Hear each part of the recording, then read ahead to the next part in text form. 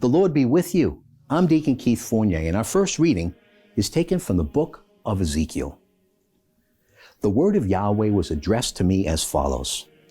Son of man, confront Jerusalem with her loathsome practices. Say this, the Lord Yahweh says this, by origin and birth you belong to the land of Canaan.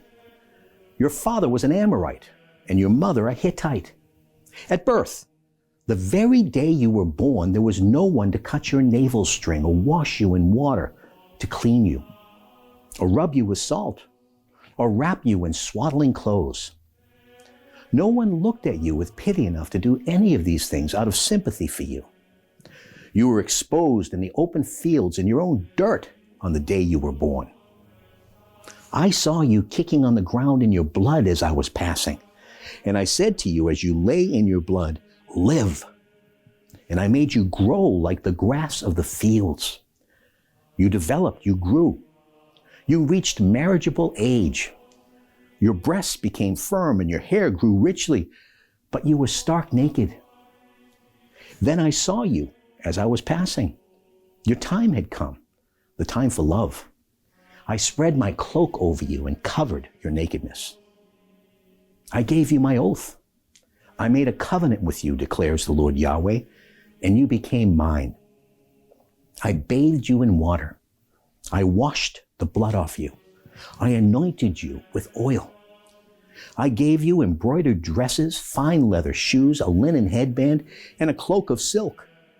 I loaded you with jewels, gave you bracelets for your wrist and a necklace for your throat.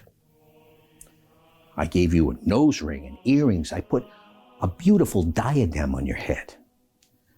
You were loaded with gold and silver and dressed in linen and silk and brocade. Your food was the finest flour, honey, and oil. You grew more and more beautiful, and you rose to be queen. The fame of your beauty spread through the nations since it was perfect, because I had clothed you with my own splendor, declares the Lord Yahweh.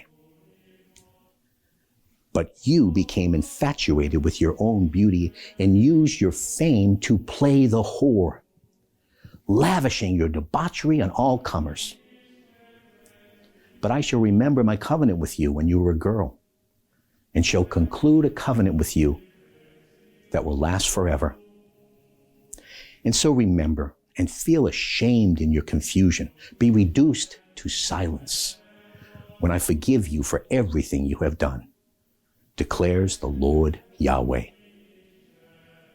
And our response is taken from the book of Isaiah. Look, he is the God of my salvation. I shall have faith and not be afraid.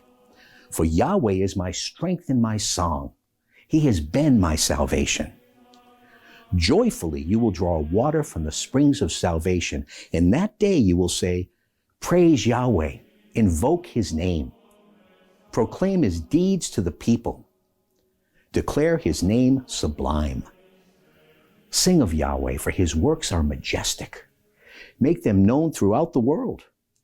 Cry and shout for joy, you who live in Zion, for the Holy One of Israel is among you in his greatness. And a reading from the Holy Gospel according to St. Matthew. Some Pharisees approached Jesus, and to put him to the test, they said, is it against the law for a man to divorce his wife on any pretext whatever? He answered, have you not read that the Creator from the beginning made them male and female, and that he said, this is why a man leaves his father and mother and becomes attached to his wife, and the two become one flesh. They are no longer two, therefore, but one flesh. So then, what God has united, human beings must not divide. They said to him, then why did Moses command that a writ of dismissal should be given in cases of divorce?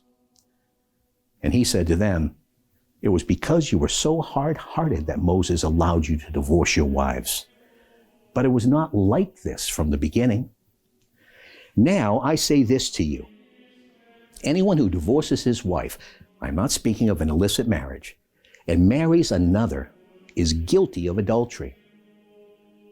The disciples said to him, If that is how things are between husband and wife, it is advisable not to marry. But he replied, it is not everyone who can accept what I have said, but only those to whom it is granted. There are eunuchs born so from their mother's womb.